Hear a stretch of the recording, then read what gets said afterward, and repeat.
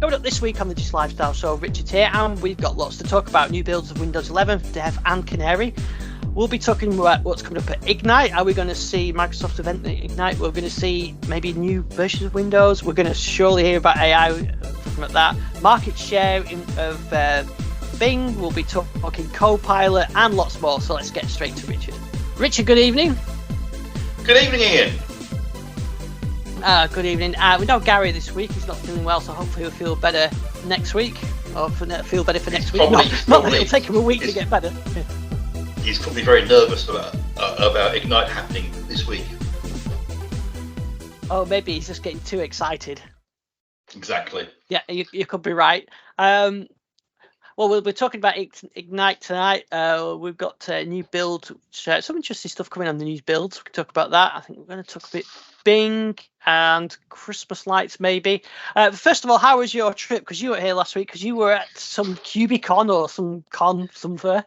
KubeCon, yes. I went to the one in Chicago, the North American KubeCon Cloud Native thing, which was, it was very, very interesting. Obviously, it was actually interesting because I was chatting to, I think it was maybe somebody from Google. I think he was saying that the thing is, what's interesting about KubeCon is the Cloud Native Foundation, who obviously they're behind the Kubernetes project, a number of other projects, a lot of other projects. They have pivoted massively, I'd say, in the space of about a month or two, because I also went to the Shanghai KubeCon as well, and this wasn't there at all. It was all about AI. AI was everywhere. The AI fairy dust had been sprinkled over all the projects. It was everything was this enabled AI, that enables AI. They really had pivoted, and of course, a lot of AI services do run on top of microservices, which are orchestrated by Kubernetes. But what was interesting was listening to a person talking. Say the thing is while Kubernetes may be behind a lot of this stuff, all people talk about is AI. So AI has really grasped the media zeitgeist. It's very, very it's what everyone's talking about, as opposed to the services that are actually running beneath it, which I found quite an interesting take. Yeah, well, it's a bit like we had the mixed reality or virtual reality and everything else a few years ago. AI seems to have taken that mantle now. It has very much, yeah. It's certainly in the Microsoft software. It was all HoloLens and augmented reality and what have you. And of course now it's everything has got to be Copilot. Everything's got to be Copilot. But yes, actually, I was using. I was actually fired up Power Automate. I was using this stuff the other day, and it's got Copilot's arrived in Power Automate. Oh, it's everywhere. You just can't avoid it. I mean, Microsoft has bet really big on this tech. They've spent a lot of money, and it's everywhere. So, I mean, AI is such a buzzword now that I think it'll probably carry on. But I mean, I don't know about you, but I found it borderline useless in many ways. But we'll see how it goes next year or so. I'm sure it'll evolve. Although I will say one more thing about Chicago, which I'm still annoyed at myself about, which is.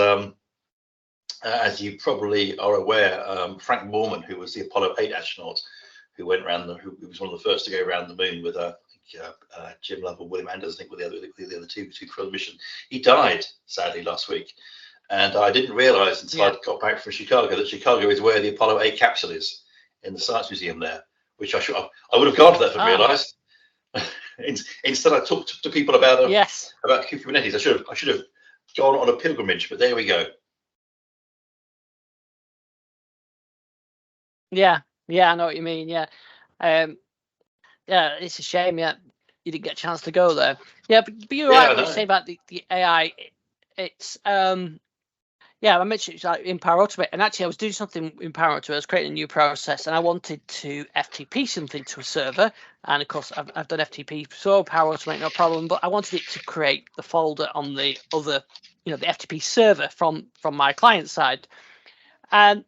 So I couldn't find. I was messing around. I thought I can't find out how to do this. And of course, Copilot is sat there. So I asked Copilot, "How do you create a folder on a remote server FTP?" And it told me the answer. Just happens to be the wrong answer. you can't do it.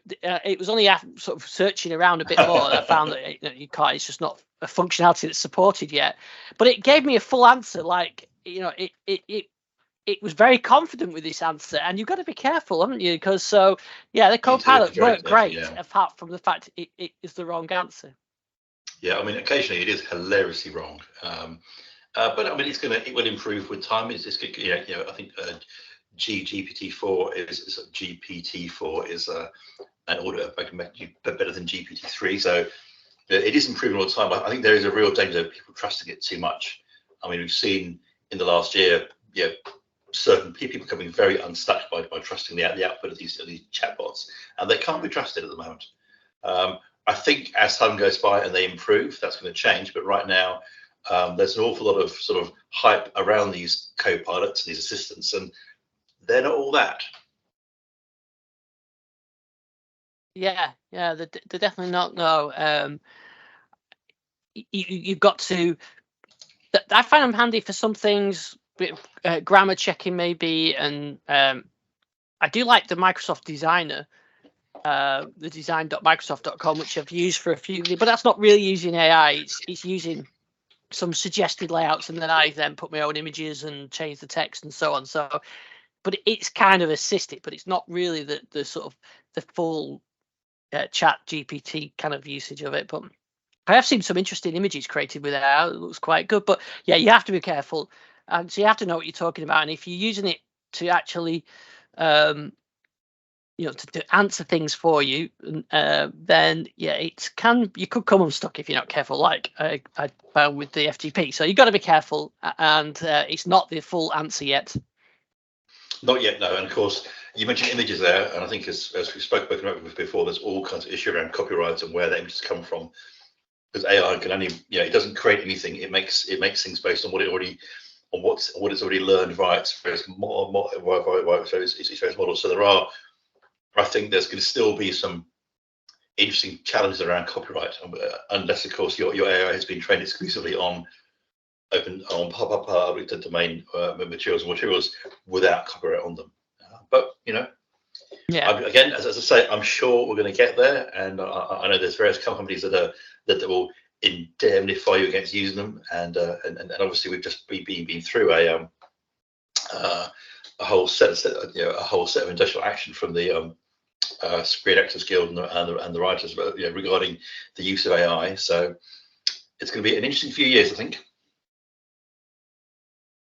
Yeah, and talking of that, so it's Microsoft Ignite coming up. Do you think it's going to be? Do you think AI will get a mention? No, I think they're going to relaunch Media Center. Actually, I think they're going to see Media Center relaunch. There's going to be Windows Phone will be there as well, and the band, and I think basically the last 5 years have just been a horrible nightmare, and it's going to wake up. Oh, it's all still there. No, it's going to be all about Copilot. I mean, I'd be amazed if we don't see Copilot smattered over everything. I mean, I suspect that's why Gary is also you can't bring himself to just face up to the fact that everything is going to have Copilot in front of it. Copilot here, Copilot there, and Copilot, for those who are under a rock or have lived under a rock for some time, is of course Microsoft's take on AI. You get Copilot in Microsoft 365, get Copilot Bing, Copilot GitHub, which I think was the first one. And it's just an AI assistant, but I think it's kind of marketed as like this be-all wonderful tool, and it really is just jumped up help from what I can see. Yeah, it is. Yeah, it's not. Yeah, it is. It's a text box at the side. Yes, it's got some interesting stuff, but yeah, it is got the put the imagination in it. So I think all like I said, Microsoft and all the other software companies are doing it, aren't they? So so do you think what's the plan or Microsoft, do you just bring more co-pilots, like I mentioned, the Power Automate, there's already one in Windows, they're just going to bring these into different areas within the ecosystem? Absolutely. I mean, that would be my the thing I suspect we're going to see most of it is just lots and lots of AI and Copilot in more areas in the Microsoft ecosystem, places that we probably haven't even imagined the finance.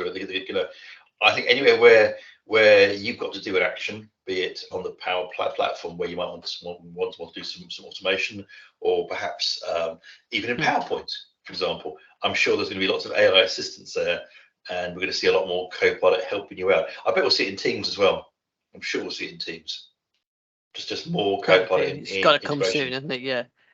Exactly. So because Microsoft has, I mean, it's spent so much money. It's made such a big bet and investment on AI that I just think we're going to see it everywhere. A little bit like, do you remember the old days when .NET turned up everywhere? Yeah. Yeah. So I would think Windows Server .NET they called it. Everything was called that. Exactly. So it'll be like that, but worse. And the problem is, well, I think the danger is they might run into just a colossal amount of whatever. Okay, meh. I don't know.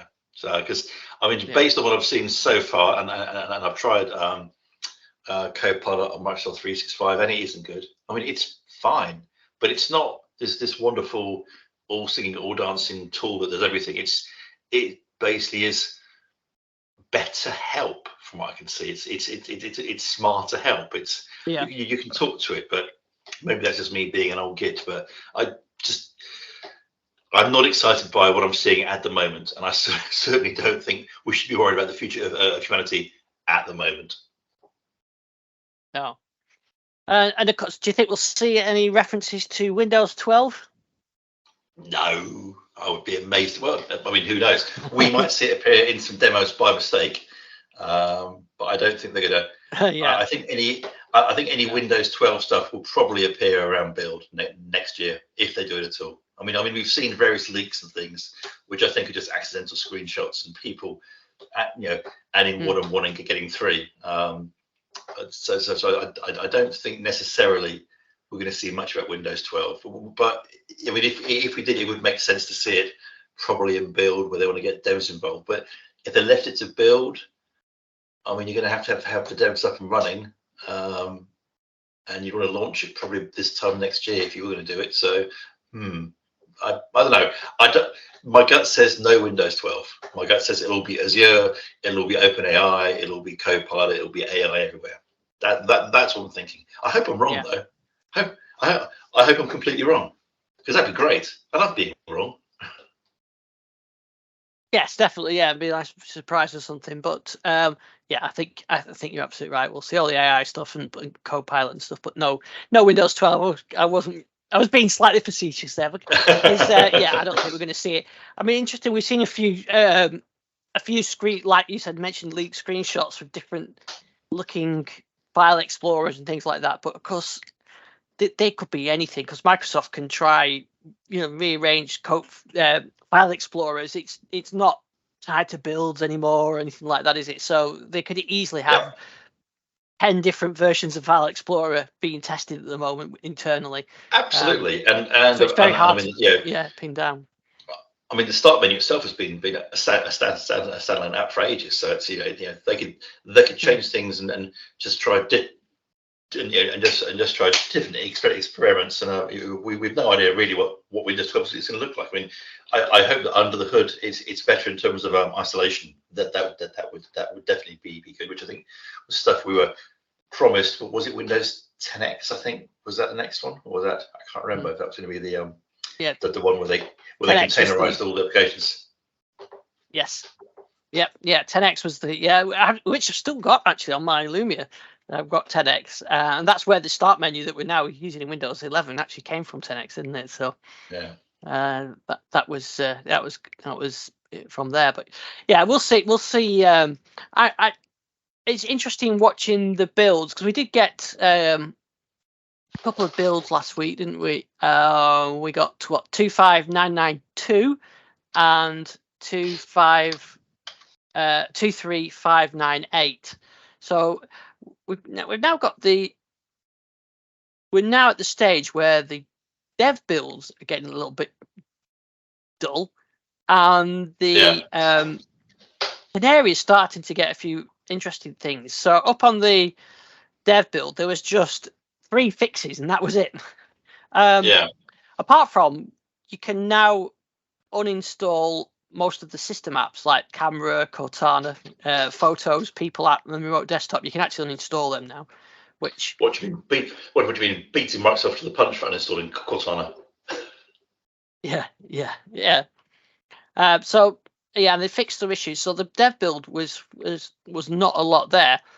Canary had a few more changes. This is really around security for the SMB server messaging blocks of sort of sharing files out. So it's more enterprisey with servers and everything else. But they've made some improvements around the security side. So some of the firewall rules exclude things like NetBIOS ports and things like that. So it's all tied with the server side of it, but it does make things a little bit more secure. So there's quite a few changes with that. And the other thing, of course, is now you can you can compress files with 7-zip and tar. Yeah, which you couldn't do before. So there you go. There's the headline features for Windows 12. You can now compress with 7-zip and tar. Yeah. Well, I guess the thing is there's not a lot more they can really do around the desktop now. I mean, it's like it almost hit its peak really around Windows 8.1, Windows 10 time. There wasn't really a lot more you can do around that. Now it's just they're tidying things up, they're making the interface more consistent, which I fully approve. Which I fully approve because there are still some bits where you do fall back into what looks suspiciously like Windows 7. Some dialogues look a bit clunky in comparison, but that's now becoming more the exception than the norm. Whereas certainly in Windows 10, it's very easy to fall back into what looked a lot like Windows 8. That I think is good. So yeah, I mean it's more knowing what's going on under the hood, which I guess is where Gary would be able to tell us more about what's happening from a dev standpoint. Yeah, and I've not seen any sort of mention of any dev changes. Although again, I mean, again, the question is how many people are actually coding native Windows apps anymore? Because really, all you care about is this is just an avenue to launch a browser. Yeah, that's right. Yeah.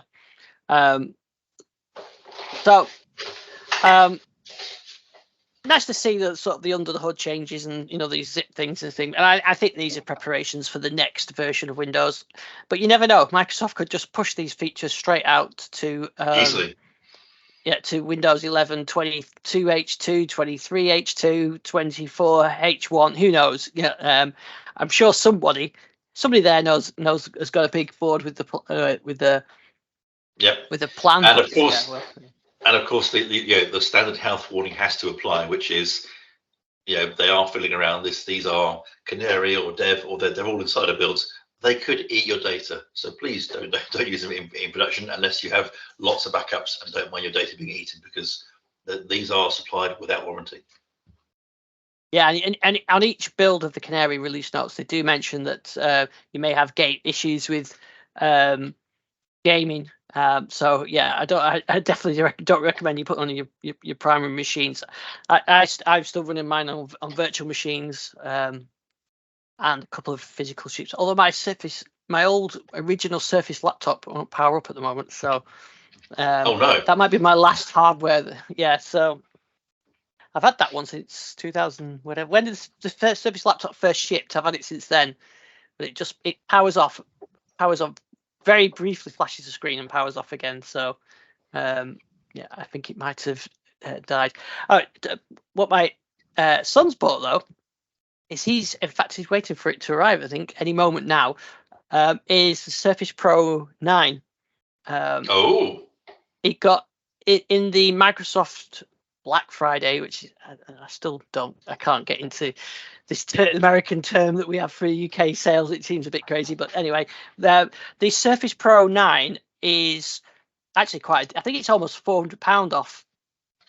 So I think it's the £1,300 or £1,400 version is now £899 on the Microsoft Store, and you get the keyboard free as well, which is unusual. Yeah, so that's £150.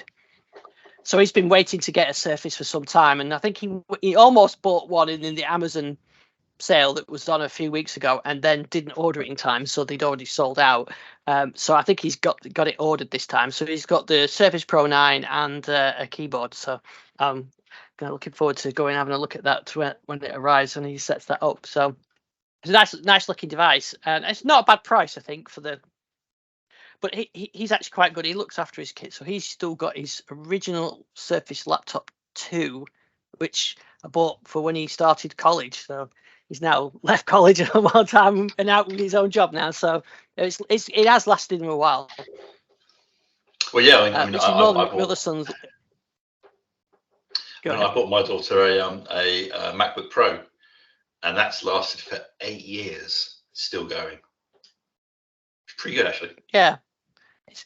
Yeah, it is, isn't it? Yeah, I mean, my other son, he's not quite as good at, he'll admit it himself, he's not quite as good at looking after his tech, and he's a bit of a destroyer of techs, and many of my old devices have gone his way, and they're never to be seen again. But yeah, the Surface Laptop that he's still going, so his one is anyway. I think that. I mean, they're good machines to the Surface laptops. The twos. I mean, I'm surprised your one's failed. Maybe the battery's gone. Yes, it's something like that. It's because they don't have physical power buttons and things. It's very difficult to tell what it's doing. You've got to hold the power down, and it vaguely flickers and comes back on. And but we'll see. But that is, I mean, my Surface Pro 2 still works. And my original Surface RT still works actually, so I could still get that working. I think you can't get Edge on it, and you can't get very much working, but it still powers up. Yeah, the RT. I think that's a. Did Microsoft ever issue an unlock key for those, or are they still locked down? No, they're still locked down. In fact, it's a bit of an issue, I think, getting certificates and things like that. Yeah. Because of the support for the RT, and that must be done by now, because it ran what Office was it? Office. Oh yes. 2000. Which version of Office? Which version of Office did it run? 16. No, it can't have been earlier. It's been a while, hasn't it? So it was when Windows 8 came out. So. Yeah, exactly. Because the RT. Oh, what have you gone? It's all frozen up. I'll have a look. No, still there. Yeah. Just your image is frozen in mid grin. Okay, right. Can you hear me? Don't worry. I can hear you fine. Yeah, I hear you fine. Yeah. Can you hear me? That's fine then. I'll just you're kind of frozen in mid grin, but I'll leave that alone. I suspect that's my Windows ARM device saying, "Oh, I'm going to stop working now for no reason." So it does do that. But yes, the RT. So what was it? Office 2000? What version of Office? What version of Office it went around? 2000. Well, it was 2013. I got Windows 8.1 on the Surface RT. So it was in Windows Office 2012. Wow. Yeah, that's quite some way to support, isn't it? I think. Yes, I think those we had those. I'd say my. It's a real show, because I had a Surface RT. I really liked it. Yeah, I certainly did. Yeah, it's a great device. It was a good device. I still using my Go 4. That's still doing well. In fact, I'll be traveling with that this week. So I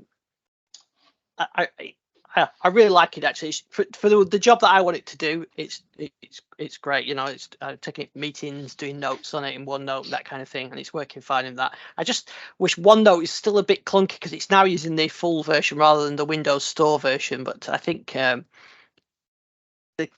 OneNote needs a bit of an overhaul. I think it's looking a bit old, the UI, compared to the rest of the Office suite, and I think they said that they were going to do that, didn't they? But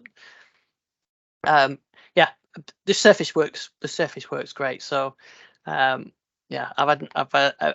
quite happy using that one now. So I'm taking that with me on my travels. Hopefully, the battery life will be good on it and everything else. You can take a USB-C charger, so that's you don't need to carry as many chargers. I'll take the pen. I'll have to be careful because last time I lost my pen at Heathrow Airport, so hopefully I won't be losing the pen this time. It's it's a nice device. I still recall the most embarrassing thing I did was I had a little tiny Panasonic laptop. It was almost an ultra. It was so small, but it had a special adapter to plug into VGA, and I had my bag tossed at Heathrow, and they went through Atlanta. It got it all out, and there it is. And they were fascinated by this tiny little device, but it's great fun. And they had it and looked at it, and then I put it back in the bag. And I got my plane. I went to the client, and when I got to the client, I realised that the adapter for the VGA was still sitting in the security tray at Heathrow. And I had to, and of course, it being a specific custom adapter, I couldn't get one from any shop in the area. I was completely snookered, and it was one of the most embarrassing things that ever happened to me. And I was very careful that thereafter at airports to make sure that whatever came out my bags went straight back in again. Yeah. Well, that's where I lost mine when they were security. Yeah, that's where I lost mine. Yeah, have to be careful with that. Especially as you've got so much nowadays as well, haven't you? You've got your phone, your tablet, and I've got my work laptop, 2 chargers, you get all this stuff out, portable charger, it's easy to get headphones, phones, everything. And of course, different airports have different rules, but because I went to Chicago, so on the UK end, I had to take out all my electronics from my rucksack, which took a while because I had obviously the tablet, the laptop, the Kindle, everything had to all come out along with liquids, and they were all scanned. Then at the Chicago end, no, you left everything in your rucksack, but you took off your shoes. I thought, can you not be consistent? Really? Yeah. So that's and it's you think there would just be one set of guidelines, wouldn't you? But no. You would. I mean, and obviously, if you go through more modern airports like Schiphol, I think is that airport, they will let you have everything in your bag, and you're even allowed to have, I believe, more than 100 ml liquids because they've got special machines. Yes, I remember seeing the sci-fi. Yeah. So whether they'll have them at Dusseldorf Airport, I'm not sure. I suspect not. Yeah. That's okay. And you also get and you'll also get to go in the very special passport queue as well. But we shan't go near that. So. Oh yes, I forgot about that. Yeah. Yeah, all these things to look forward to. Yeah, that's it. Yeah. I've still got my original Kindle that I've had for like 8-9 years or something like that. So that's still going strong. In fact, to keep that updated, it's pretty good actually. You can still, it's still updated, and I can still deliver books down to it, and the battery lasts forever. And it's not got a backlit one, but it still works. It's a good great value for money, device. That one really.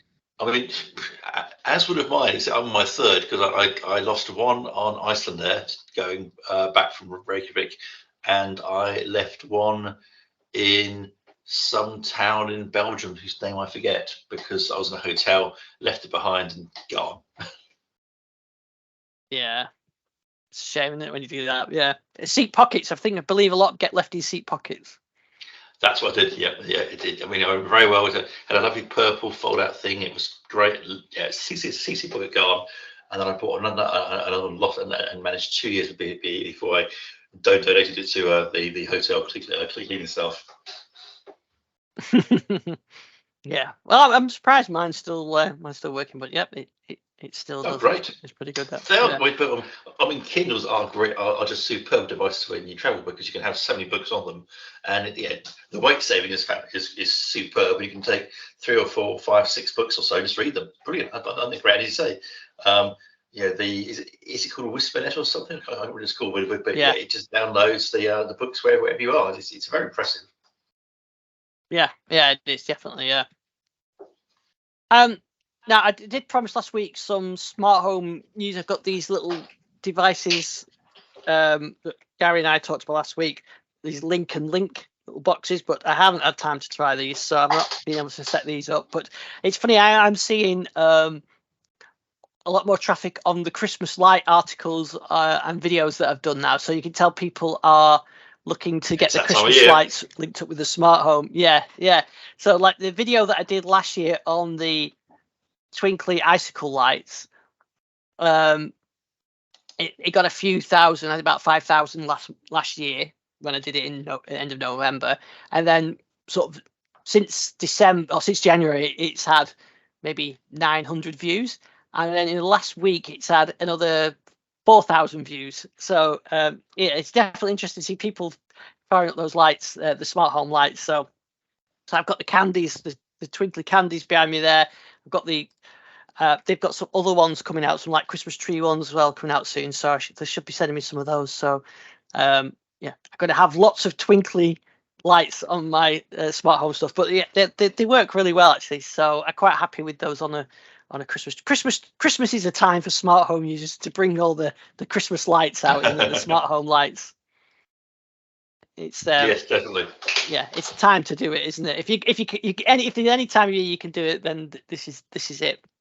And of course you using the Alexa app, you can sync them up and everything else. So yeah, so you can have them all control. I think mine come on when it goes dark and that kind of thing. So yeah, with the outside ones and everything else. So it's a long way from the old timer, those mechanical timer plugs which I used to use it for my outside Christmas lights. Yes, well, I mean, each year my wife threatens me, saying we must get some outside lights. Each year I can be a bit of a bar humbug and say no, can't be bothered to do. But I think she might realise that she can combine my love of all things technical and geeky, and say maybe have some ones controlled by a PC or a computer. So, oh yes, that's a good idea. And then I'll be in. That'll be it. I'll be done. Yeah.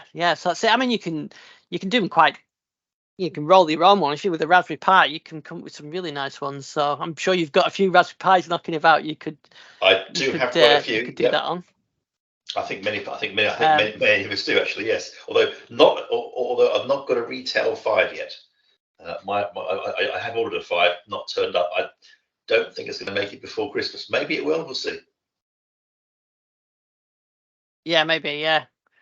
I've seen a few shipping now. People putting.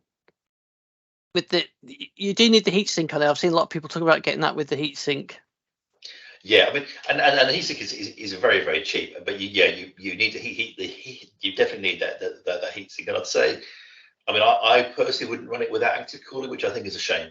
But then again, even the 4 needed active cooling to really make it properly useful. So it's kind of I think 3 was the last one you could kind of plug it and forget about it in that way. But yes, for 5 it does get extremely hot, and although because it's so much faster, while it may start to throttle performance, I didn't really notice performance being throttled as the thing hit its maximum temperature, because it got to about, I think, 85 degrees Celsius, so pretty hot.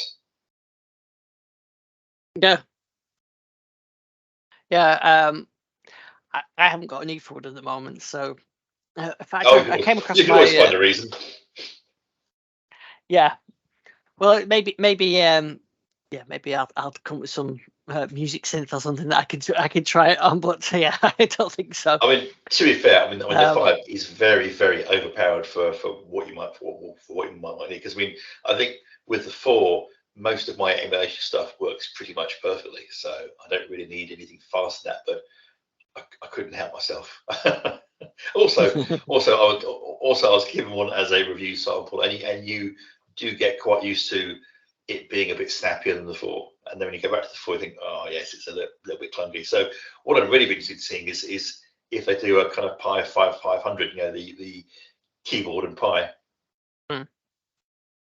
Yeah, I mean, I've got the 400, and yeah, it's nice for that. You just plug a mouse in and you're away. Yeah, exactly.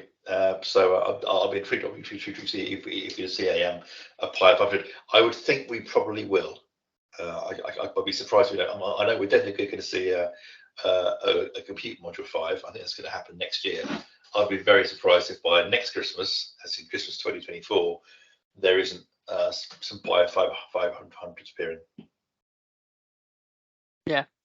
Yeah, maybe that's the thing. People looking for gifts guides, buy some Pi accessories for Christmas. Well, yeah, I mean, that's actually a very good point. I mean, the accessories are still relatively inexpensive, but you've kind of, I think one thing about the Pi 5 is it has gone beyond the Christmas gift price now. You're talking £80 for a decently loaded one, and that's just a bit expensive. It's gone beyond that magic price. Although I was pleased to know that I can still get a big track from some places, and I did think to myself, I really wanted one of those when I was about 8, and and then I thought I could buy one from these retro suppliers, and then I realised I suspect it'd be very disappointing. Yes, yeah, it probably would. Yeah, it seemed great at the time, but yeah, probably not quite. Yes. Unless, of course, you slapped it with AI. Copilot for a bit. Copilot for Big Track. Oh, there you go. There's a show title. Copilot for Big Track. That's a niche that Microsoft has yet to get there. Copilot for Scale Expert, Copilot for Evil Knievel, Copilot for Big Track.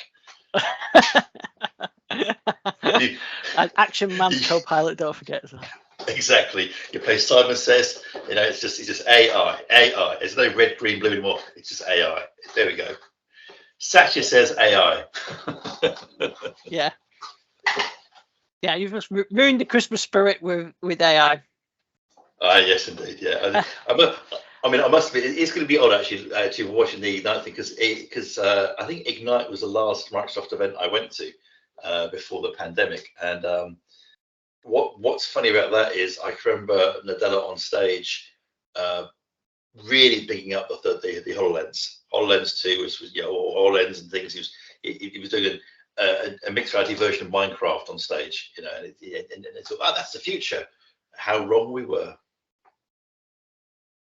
Yes. Yeah, you're right. Yeah, it's funny, isn't it? How things actually. Talking of that, before recording, you mentioned about Bing. There's been some info on the sort of. I think with all the AI stuff, Copilot, Bing might be getting a big bump in numbers. Oh yeah, so this is Windows Central had a story I think about Bing. Yes, it was. I think Bing has got something like 7% of the search market. It's still obviously a long way behind Google, and Google obviously have had a few things in the news about how much they're paying to have their search engine front and center on certain devices. But it seems that even with all the Bing chat hype and the AI hype, it doesn't look like it's moved the needle on Bing's market share at all. In fact, if anything, it appears to have gone down a bit. That's surprising, isn't it? Because it's kind of you think because it's there all the time now, isn't it? Well, exactly. It's hard to avoid it. It's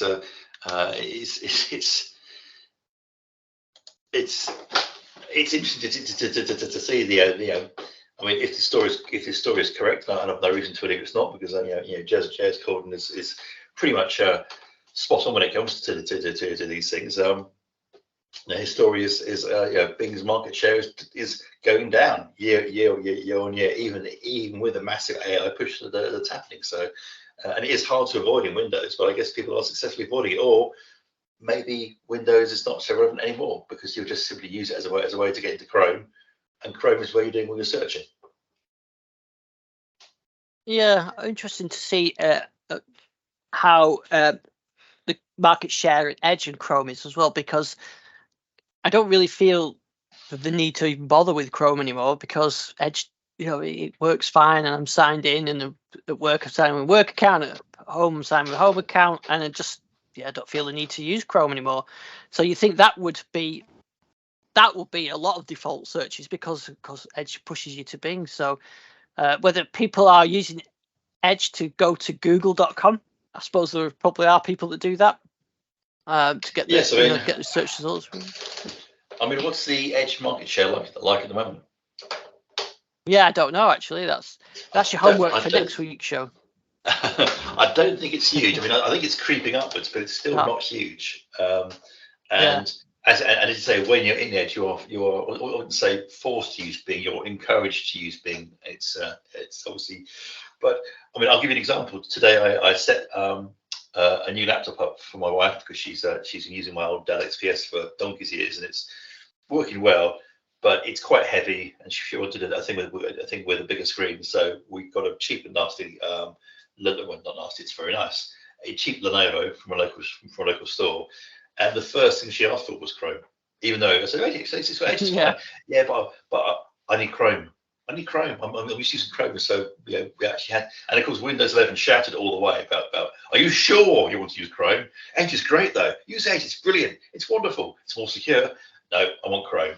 So it seems that much like Googling for things it's been used instead of searching for things. You use Chrome if you want to use the internet. So it seems that Google's really got that mind share. I don't know what Microsoft could do about that really.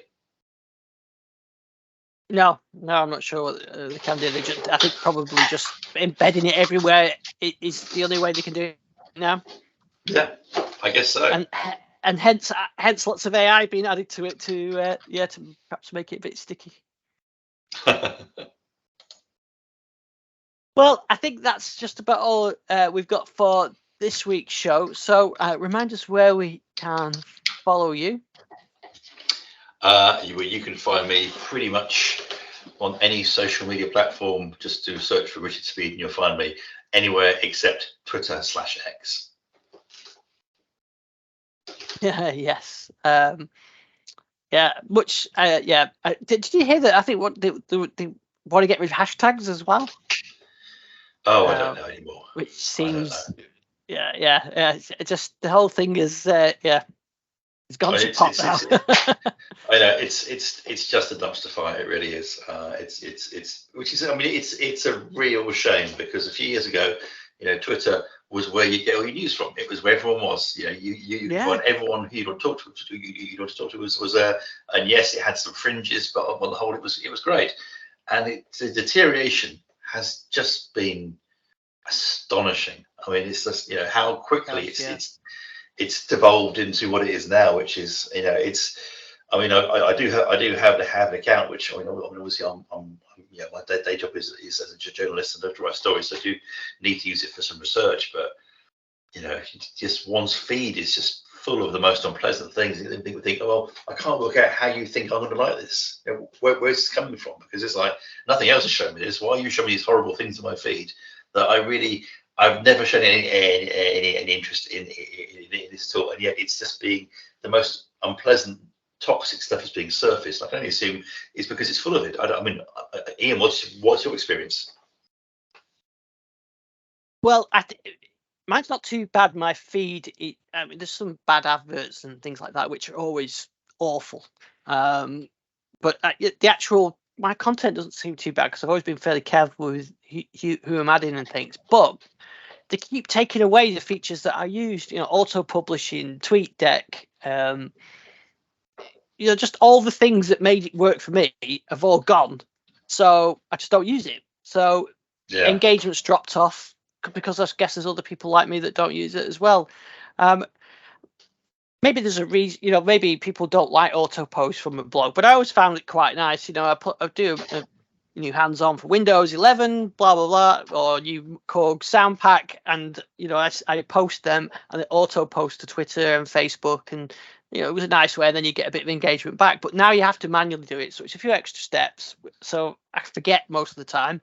So that's a bit of content that I'm not creating. So that's less engagement all around. And then TweetDeck's the biggest one. I'm not.